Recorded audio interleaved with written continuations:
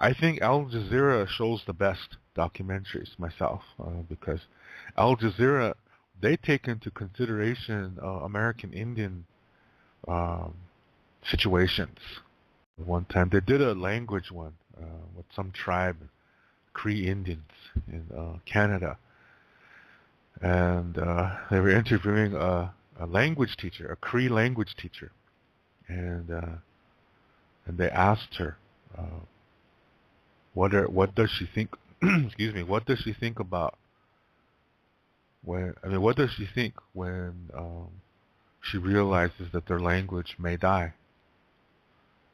And this is one of the best responses I've ever heard concerning this, because I heard other language teachers comment about this, and I myself made comments as well. But her answer to me was the best answer you could ever imagine. She said, well, today there are opportunities to learn the language. Yeah. Long time ago, it was against the law. Yeah. I'm not joking. Long time ago, at the beginning of the reservation, it was against the law to speak our language. We couldn't do our ceremonies.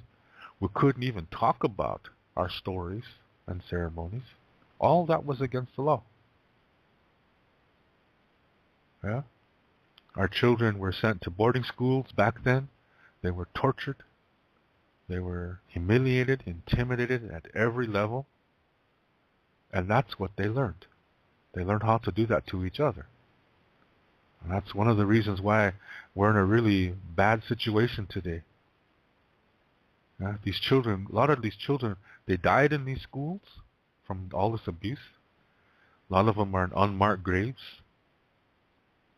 A lot of them are the ones who lived. They didn't really survive. They kind of have a post-traumatic stress disorder. They tried their best. Some tried to hide their abuse by, getting addicted to alcohol and drugs. The bottom line is, whatever little knowledge they knew, they didn't pass that on to their children because they were ashamed. See, the teachers and the churches in those days, they made Indians feel ashamed to be Indian. It was a law to do that. It was legal to do this in America and Canada. These schools existed in both countries, in America and Canada. And as a result, the children didn't really learn their Indian ways. Not to begin with, they were born in Christian homes, because at that time, a lot of Indians were becoming Christian. In the early 1900s. It was hard. Like I said, they weren't allowed to speak their language or do their ceremonies or even talk about their ways. In those days, the reservations were like prisons. They couldn't leave, and they were not allowed to have weapons, so they couldn't hunt. They couldn't make weapons. They were not allowed to do that either. So they only could eat whatever the governments gave to them, and it was really no good food. So they were hurting physically, emotionally, spiritually, and as a result, we became weak-minded. And then the churches came after that. And we were in the same condition that terrorists and cult leaders bring or force upon their new recruits. They deprive them of things so they can control their minds. And that's what the governments did to us. They deprived us of our language, our culture, our spirituality, our diet. Yeah. So we were emotionally weak, we were spiritually weak, and we were physically weak. We were getting diseases like diabetes, heart disease, high blood pressure, obesity. And then we became weak-minded. And so the preachers took advantage of that. They learned our stories, and they said, your stories conflict with the Bible, so that means they come from the devil. In our weak minds, we slowly started to accept that in the early 1900s. And that's why A lot of Indians in those days became Christians. So when the children were born in those households in the early 1900s, they were born into Christian homes. They didn't learn the stories. And whatever stories they knew, they were Christianized. Yeah? They Christianized the stories. They made it into good versus evil, even though the story originally doesn't even have that. That's what happened. So this is how Indians were learning how to become dualistic. Yeah. So along with this process, since we are emotionally sick, yeah, we become emotionally underdeveloped. And when you cannot develop emotionally, that means you cannot develop spiritually. Religion does not develop you spiritually. It enslaves you. It enslaves you to live in an emotion. And when you do that, you cannot develop emotionally. Which means you cannot develop spiritually. And that's going to bring on all kinds of things, yeah, like low self-esteem, yeah, things I said earlier in the show, low self-esteem, low self-worth. What's the other ones? Emotional insecurities, inferiority complexes. And that's going to create dualism. That's going to create racism and ethnocentrism, where you think your culture is better than others, and paternalism, where you say if you do it our way, then it's right. Your way is dumb. Yeah. Then you get to saying our way is the only way. That's dogma. That's where religion comes in. That's how Indians were starting to become back then. And so children that were born in those households, let's talk in early 1900s, 1910s, 1920s. Yeah, and when children were born there, this is how they grew up. They grew up to be dualistic too, because that's all they knew. Just very few old people still knew the stories. They kept it to themselves because remember, in those days it was illegal to talk about it. So they just kept it to themselves. So thanks to people like that, people like me still have that information. And now I can broadcast it all over the world through Blog Talk Radio. Yeah, that's one of the reasons why this show exists. So, in the meantime, on reservations in America and reserves in Canada, most Indians are living under a blanket of duality. They don't even realize it. And when you try to point it out to them, they tell you you're crazy. That's why most Lakota people don't approve of what I say on this show. Because they're dualistic. They are Christian influenced. And what I say on this show comes from the ancestors. Yeah. So that's why I said this really needs to be known. Most people don't know that, but this really needs to be known, because most people who are not familiar with Native culture today, they think that our old people are connections to the ancient past, but they're not. Yeah? They're connections to a time when Christianity was probably the strongest on all Indian reservations and reserves. They are not connections to our ancient past. This is not a disrespectful thing. This is a true thing to say. It is fact. Yeah? And what I'm talking about goes beyond that. It goes beyond, yeah, millions of years ago, when there was no good versus evil. There was no, well, you heard me say it before, yeah, at the beginning of the show. So, this process that happened is the reason why most tribes, most Indians, cannot speak their language today. And this is why we do not think like our ancestors either. Yeah? So that's how it used to be. In America, it wasn't until 1978 there was something called the American Indian Religious Freedom Act of 1978, which said to us Indians, okay, Indians, now you can speak your languages, now you can do your ceremonies, now you can be Indian. Yeah. It's crazy, yeah? From April 10th. Oh no, what was that date again? I have the date written down here because I keep mixing it up. It's in let me find it for you. I always keep it right with me here on my notes. Yeah, April 10th, 1883. Yeah, from April 10th, 1883 to I don't know what day in 1978, almost 100 years. It was against the law to speak our language and do our ceremonies. Isn't that amazing? Yeah. But so then, okay, here it is, 1978, and now in America, it's okay to be Indian. It's okay to talk our language and do our ceremonies. Well, guess what? Almost 100 years have gone by, and we've become incredibly dualistic. Ceremonies were always done. Yeah, they just did them in secret. However, people were becoming dualistic, so therefore the ceremonies became dualistic. People were starting to say, we're doing this to keep the evil spirits away. We're doing this to, and Lakota Star Knowledge does not say a damn thing about evil spirits. That's something that's created by man, and then it's projected outside of them. But this is not natural. Yeah? So that's why I said the ceremonies today are really dualistic. And, and people treat it like a church today. Yeah, it's like, okay, it's summertime, I'm going to go do Sundance, and then it's like, it's more like a routine than something that's really spiritual. Yeah, it has become a religion.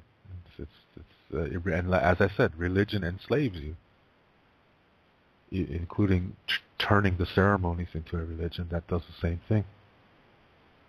That's why I said earlier, the key, to returning to the way of our ancestors is to let go of them.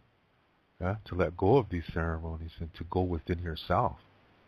Establish peace, as I said earlier. Then you'll know what to do. Yeah. So anyway,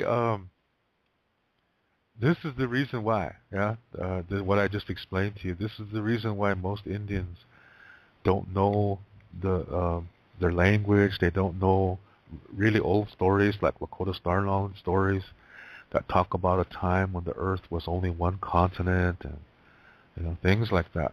A lot of Indians don't know that because of this experience I just told you. And that's another reason why most Indians cannot speak their language. But now, there's nothing holding us back. And what a lot of Indians are doing is they're blaming the government. They're blaming the churches. They're blaming all of them for the fact that we're losing our language.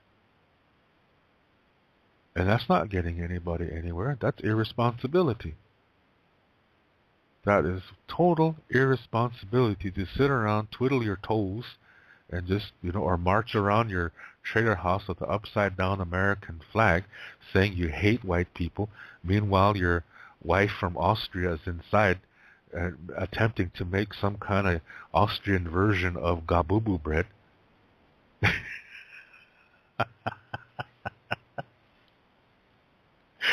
Yes, that's directed at somebody.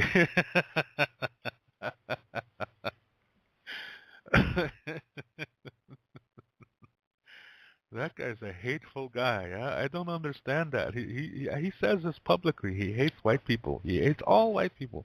But yet his wife is from Austria. I don't get that. That's Iktomi. Yeah? He lives on the Rosebud Reservation. Oh my goodness. Anyway, I digress. Let me get back on the path here. Yeah, this is pointing your finger and just sitting around all day blaming somebody for your problems is not going to get the job done. Yeah, you have to take responsibility for your life, and you do that by what I explained at the beginning of the show. Yeah, you take responsibility for your life, and then you start looking for those opportunities. It's up to you to learn the language. You cannot,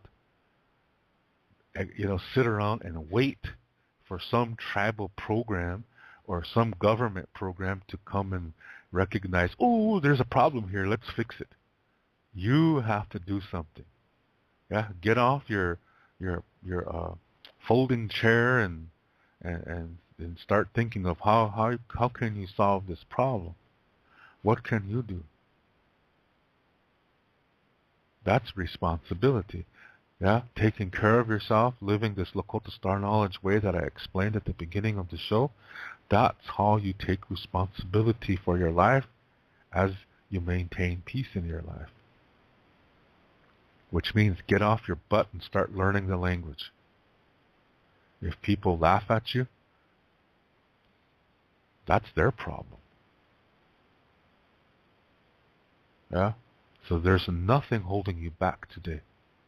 And that's what this Cree lady that I mentioned earlier when I said this is the best answer to this question I've ever heard in my life. This is what, when a language teacher's asked, how does that make you feel when you know their language is dying? And she said that, hey, those Indian people who are sitting around blaming churches, blaming the government, they're killing our language too. She said she said if our language dies, it's going to be because of our own people refusing to learn it when there are opportunities here today. It's not going to be the white man. It's not going to be the church. It's not going to be the government. It's going to be our own people who kill the language because there are opportunities now, and we have to stop sitting around blaming somebody and start taking responsibility and learn it. So she said, if our language dies today, or if our language dies in the near future, it's going to be because of us, she said. And I thought, yes, yes, yes, yes. That is the absolute truth. Yeah? So it's up to us. You get up and you do it. Today, people don't make the effort. That's what I really don't like. And sometimes there are Facebook groups out there, but usually they're run by non-Indians that don't know the Lakota perspective. So that's another problem. Yeah? Because when you speak the Lakota language, just translating something you say in English, just translating that into Lakota doesn't always work. Like, for example, the expression, good morning. In English, this is totally fine. Everybody says that to each other in the morning. Yeah, good morning. Yeah? But if you translate that into Lakota, you're going to get the expression, hihani washte. But there's a problem here. Nobody talks like that. None of the old people talk like this. My mother never said hihani washte to her relatives in her generation. My father never said that. My grandparents never said hihani washte. You don't say that. Because if you just say hihani washte, you sound mean. You sound like you don't really mean it. And you don't want to be known like that. So if you just say hihani washte, you're kind of saying to traditional people that you're kind of off. Yeah, so you're not supposed to say that. You say something more like hihani le lila tayan wa chionke, or hihani le lila tayan wa chionke lo, men would say. Yeah? And women say hihani le lila tayan wa chionke. I'm really happy to see you this morning. Do you see what that's doing? The words are hugging the listener. Yeah? But hihani washte is more like, I don't want to be here. I don't want to be here, but I have to say something to you. Yeah, it's really no good. So you're in Lakota. When you speak, you have to do it in a way that embraces the listener, that extends fellowship to strangers. See? And the only way you're going to learn that is you have to learn Lakota customs. You have to learn Lakota culture. That's how you learn the perspective. And these Facebook groups, a lot of them are done by non-native people. Some of them are even done by European people. And they don't know this Lakota perspective. So the things that they're saying on there are just goofy. Yeah? They're just off. They're really, really off. Nobody talks like that on the res, yeah, among the fluent speakers. So you have to find a teacher that knows the Lakota perspective when you are going to learn. And we're still here. Yeah? So the thing is, the opportunities are here. Yeah? The opportunities are here to learn the language, and if you don't take those opportunities, then you're responsible for its death.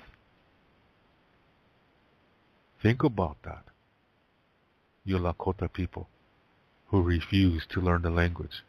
And just putting a Lakota word in a sentence here and there, you're not going to learn how to speak like that. Yeah? When somebody says, I'm going to Otuahe, and I'm going to Opetu Samwakalapi, hey. It doesn't even make sense. Yeah? People do that. It's just stupid. Yeah? It's just it's just not good. I'm going to Opetung Samwakalapi. Doesn't even make sense. Opetung means to buy. But when you speak Lakota, that word Opetung is it's gonna transform to another word, Opewatung. Yeah? And so you're not going to see the word for I is mie. So if you're going to say I buy, you do not say mie Opetung. No, you do not say that. You say Opewatung. You see what I mean? And then if you're going to say I will buy, then you have to add the future tense, kte, at the end. Yeah? Opewatung kte. Opewatung kte lo. Men would add the lo at the end. So you have to know certain things that regard the culture, yeah, before you what do you call it? So what I'm saying is, get a Lakota. If you really want to learn Lakota language, you get one who's Lakota and who knows a Lakota perspective. Because there are some non-natives that do speak Lakota, but they don't know the perspective. There's just very few that do, and one of them is my student. Well, actually, all my students who are non-native, they know the Lakota perspective because I teach it to them. My students speak Lakota with Lakota perspective. Yeah. So anyway, I really like what that lady said. Yeah, this Cree woman. She said, if our language it does indeed die, it's going to be because our own people are refusing to learn it when the opportunity is there. Yeah, they're refusing to learn it. So this is crucial. One time, when I still taught in South Dakota, one time during parent-teacher conferences, this lady came up to me. She's about my age, and her child was one of my students, and then she was saying, "Yeah, she's always in the back room practicing her Lakota sentence," and I was like, I don't even know what she's saying, and I said to her, "Why don't you learn with her? Let her teach you." I don't know. I was like, "Oh, come on, you're Lakota. Speak Lakota, yeah." I don't know if she ever took my advice or not, but I think that's hurting the child because, see, the reason why I said let her teach you what she knows. This is going to make the child feel good. It's going to give the child, it's going to raise her self-esteem Yeah, it's going to bond them together as mother and daughter, but she refused this. Gee, that made me sad and angry at the same time. Yeah? It's up to us, people. Yeah? You Lakota people out there, if we're going to keep our language, let's start talking in Lakota on Facebook. What's stopping us? Even if we make a little mistake here and there, we can correct each other kindly with respect if we can do that. And then we all learn together. Then other people who are reading it, maybe they'll get, they'll get brave and start hanging in there too. Yeah, but start out with small sentences. Yeah, start out with small, short sentences. Because another thing I see as the problem is that sometimes Lakota speakers on Facebook, they'll write stuff, but then they really get complex. And I think that's what kind of discourages younger Lakota people who would like to learn the language, but they say, "Oh, Jesus." Yeah, that's like a third grader looking at quantum physics and going, "Oh, crap," and they quit school. Yeah. So you have to, for those of us who can speak Lakota, we need to speak simple to the one, so that those who cannot speak it will pick it up. We have to speak small sentences so they can pick it up, and then slowly, do that more and more and more and more. Then they're going to get brave to make them, to speak a little bit more. I'm the same way in speaking German. Yeah, I have to say small. I started out by saying smaller sentences, and I'm able to complete my idea. And the more I do that, the more confident I get, the more I can express myself. Yeah, see, I know what it's like because I'm going through it too in learning German. Yeah, so let's just keep that in mind. So the bottom line here is, what I'm trying to say here is, it's up to us. Don't sit around and wait for a government program or the tribe to come up with something, the tribal government, because they're not. And let's not be sitting there just complaining about them. Just forget about them, and let's do it on our own. That's how my book came to be. I just decided, shit, I'm not gonna wait for something to happen. I'm going to just, when I started teaching, I just started creating one lesson a week and studying that lesson every day. And then elaborating on it the next week, making it, until we had a whole discussion going, a whole dialogue. And that's what, after a year of doing that, that evolved into my Lakota language book. So the first version of my book, I wanted it to be funny, yeah, for the students, the high school students. I called it Talk Indian, damn it. And then the tribe adopted it as the official tribal language book. So I was like, oh, I better not. I better change that title. So after that, it became Chante Etaha Owoglake, speaking from the heart. So so that's how that book came into being. Yeah. Then I moved to Germany, and several people translated that book into German. And I started getting a lot of requests from people in Spanish-speaking countries. They wanted to learn how to speak Lakota, and I was very fortunate to have a lady to help start that project by the name of Esther from Vigo, Spain. Esther Buzas. And she started it, and then another really fine Spanish woman from Spain, Santander, Spain, by the name of Marta. Marta, how do you say her last name? I'm always just saying Marta, and I don't even know how to say her last name.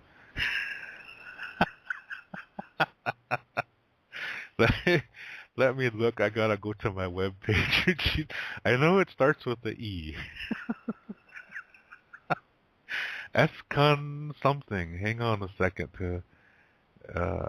case somebody out there knows who she is. And there's this Spanish names. A lot of people have the same name. Yeah, it's just the way it turns out. Let's see here. Spanish. Marta Escandon. Accent on the last. Escandon.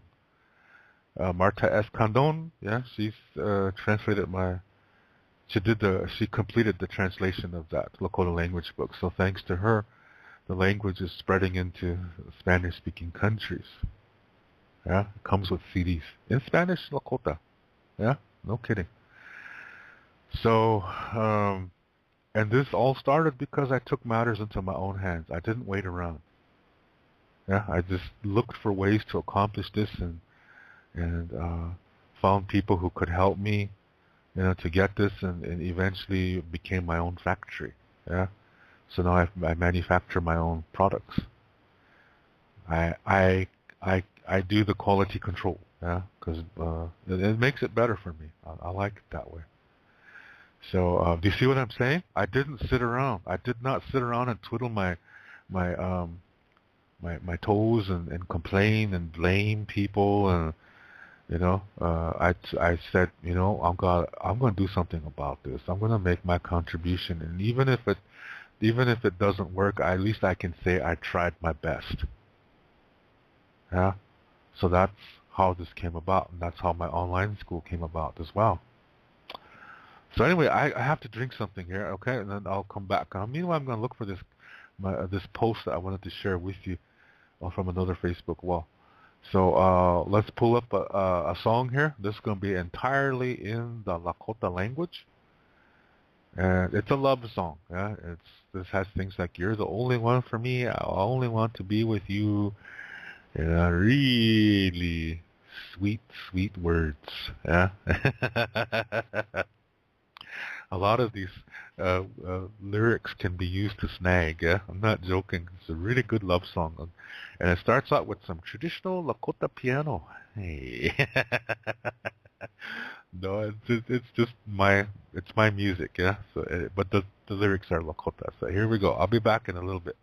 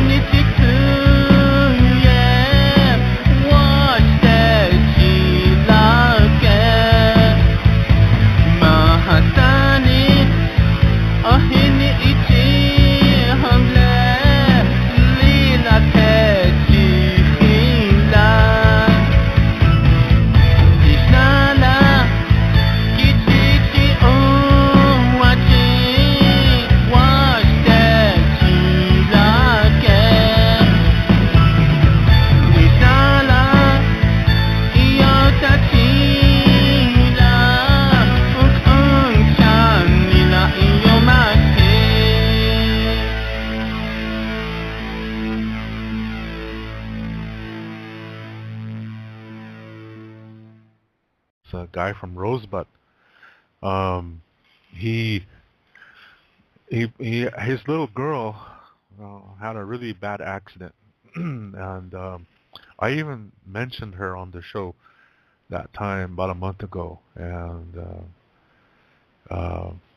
this guy was, this girl's just about what 2-3 years old or something like that, and he's raising her on his own.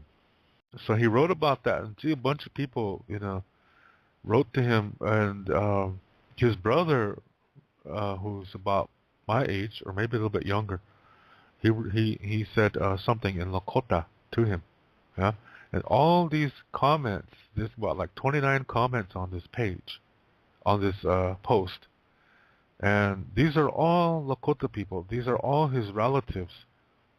They're all talking English. Yeah, one of them even says, "May the powerful healing of our Creator be upon the surgeons, so that the impossible may become possible in Jesus' name." Hey, here's your more evidence of the Christianization process that happened. And then I saw this comment entirely in Lakota. This is what it says. Blihichiaye Leonard Chingwanatakus Konskonki Nichungshi Pikia Cha Echanehe Zaneankel Maninkte. I'm like, wow, that was cool. Yeah? And guess who wrote that? Not me. One of my students did. It's a German girl. Everything she said is correct. Grammatically, everything is correct. And what she said was, "Have courage, Leonard. That which is sacred is fixing her now. So soon she'll be walking again. She'll be not walking. She'll be walking in good health again." That's what she said.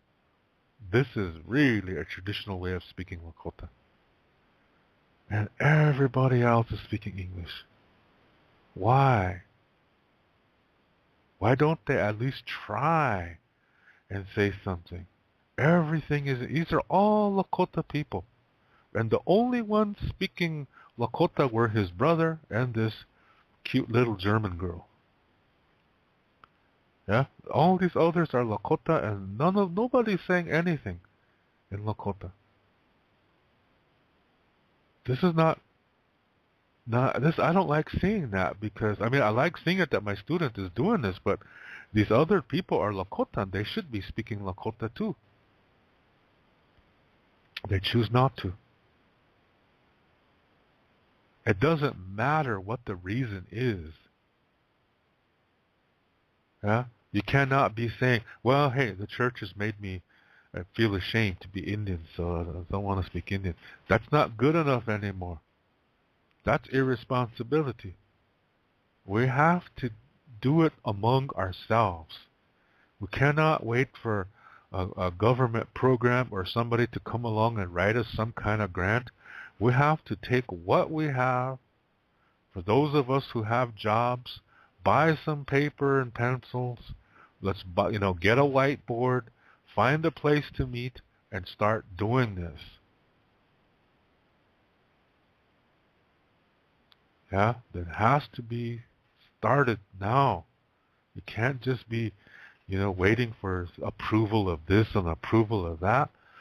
And for those of us who can speak, we gotta just hang in there and help the others. You cannot sit by and wait for somebody to do it for us.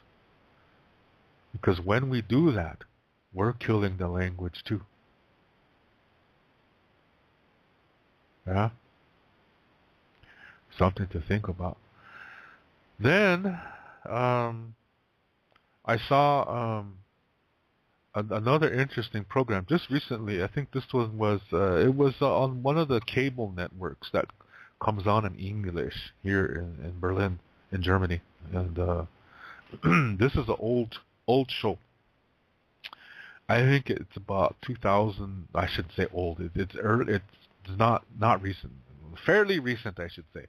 I think it was around 2010 or something like that, and it had to do with these gangs Los Angeles and this neighborhood called Compton, and place like that. And so you hear the gangbangers talking. You hear you first of all, that shows you the history of the place. And basically, after World War II, American economy started to boom, and factories were set up in this area. So it gave a lot of black people jobs. And then the economy got bad, and so these were car companies, yeah, Ford. What was the other ones? Several big factories set up there, and when the economy went bad, they, they couldn't keep the companies open anymore, so they just left. So those empty buildings just standing there, and there's racism in America. This is not news, but a lot of these black guys, they couldn't find jobs anywhere, and they're trapped. They can't because of the racism. Let me say this first. Before the economy went bad, I'm talking like 1960s, 70s. Okay, there were black people that could afford to live in nice houses, but that they try to move into other parts of the city, they were discriminated against. The people didn't want black people living there, so they decided, okay, well, we'll just stay in our area and we'll just make it really nice. So it became really, really a nice area, yeah. And then, like I said, the economy went bad in the 60s and 70s, and these car companies and other factories, they just pulled up stakes and left. And so now you have thousands of unemployed black people, and they can't get out because where are they going to go? So the neighborhoods become slums, they become ghettos, and then they do what they have to do to survive. They end up selling drugs. Gangs are formed. Rival gangs formed, these Bloods and Crips and stuff like that, and everything just went to hell. And a lot of people, outside of Los Angeles, when they see this and they listen to this gangster rap, and they see this as a way of being cool. So they pretend that they're Bloods and Crips and they listen to gangster rap too. But meanwhile, the people who are living there, they're not saying, what these gangsters are saying is that they're saying to the world, hey, we're not trying to be cool. We're trying to survive. It's literally our apartheid there. People didn't realize that. Yeah, and people are shooting each other up, and then the government. Well, how does the government answer? How does Governor Arnold Schwarzenegger answer to solve this problem? He signs a bill saying, well, we'll make bigger prisons.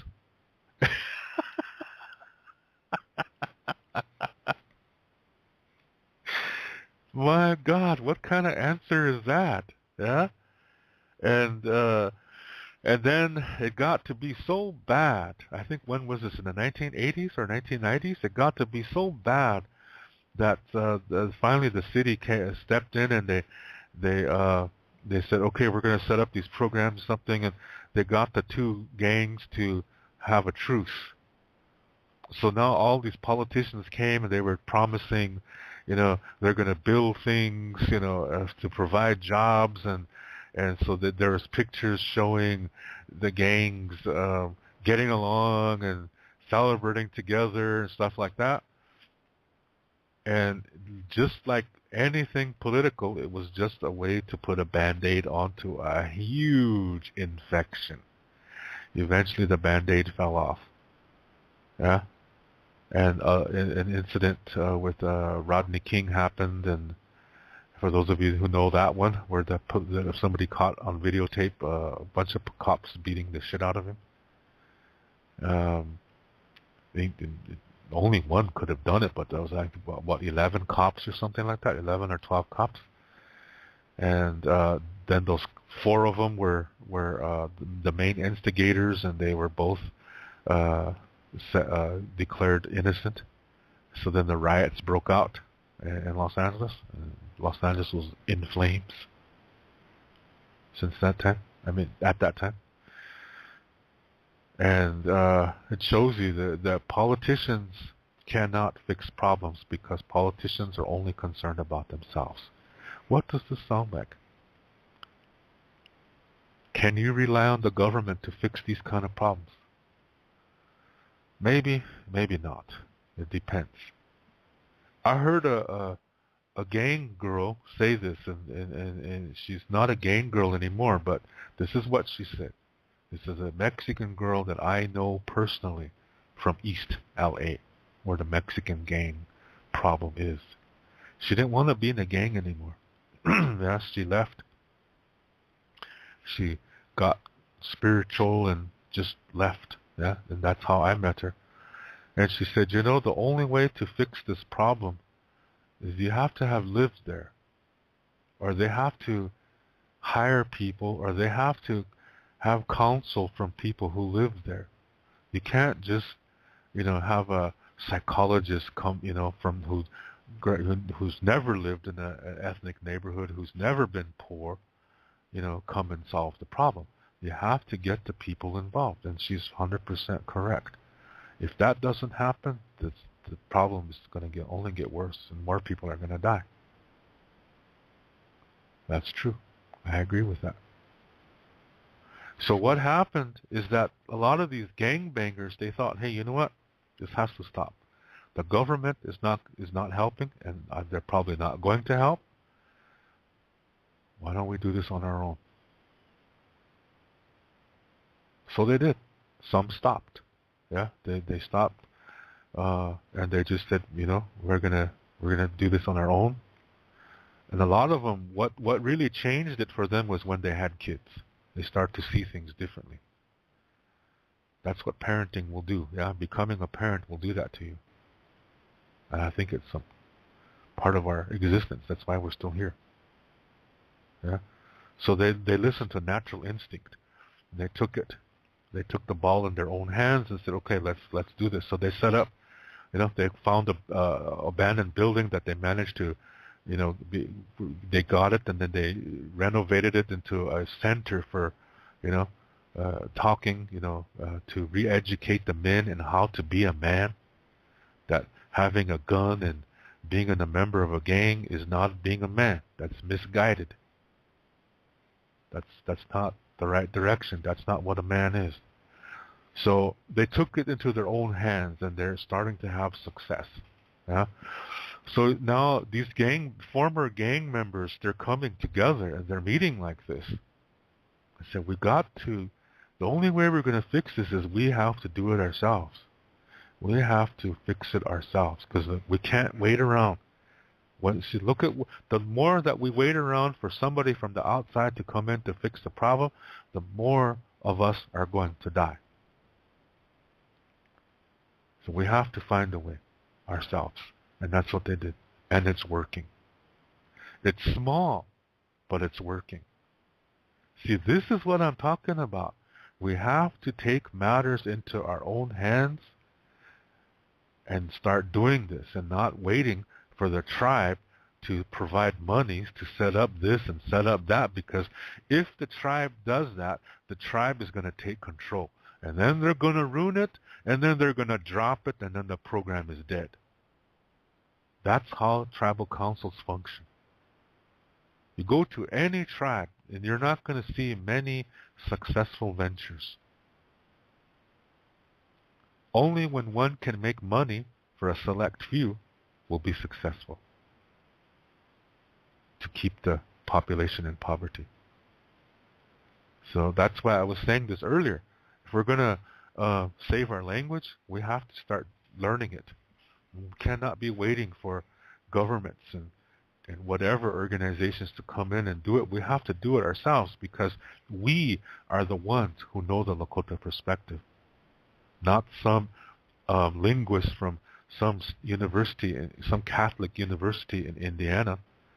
Yeah? They don't know our perspective. They don't know how we talk. Only we can do this ourselves. And that's what we have to do. That's called being responsible. But it all starts within you.